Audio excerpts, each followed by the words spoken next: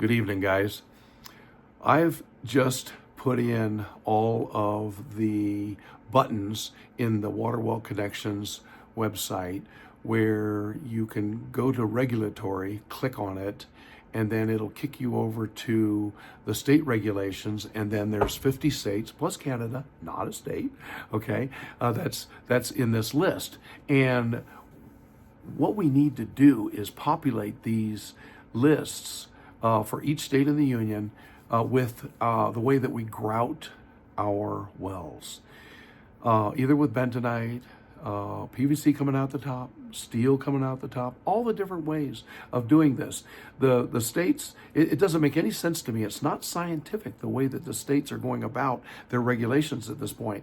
It's not even keeled, okay? Why does Colorado have to have steel coming out of the top of the ground with all kinds of grout and different regulations, and then 50 feet across the state line to Kansas, it can be PVC coming out of the ground, and that's okay. And the people of Colorado are not dying. How about that?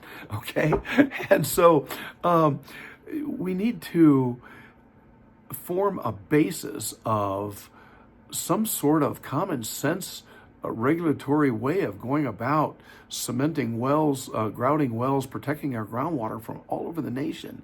And if we can help our regulators by giving them the ways that our different states allow the wells to be grouted, I mean, like, for instance, Florida and I think Alaska allow steel casing to be pounded into the ground, and then a sprinkle of bentonite put around the outside of it, and then that well is sealed.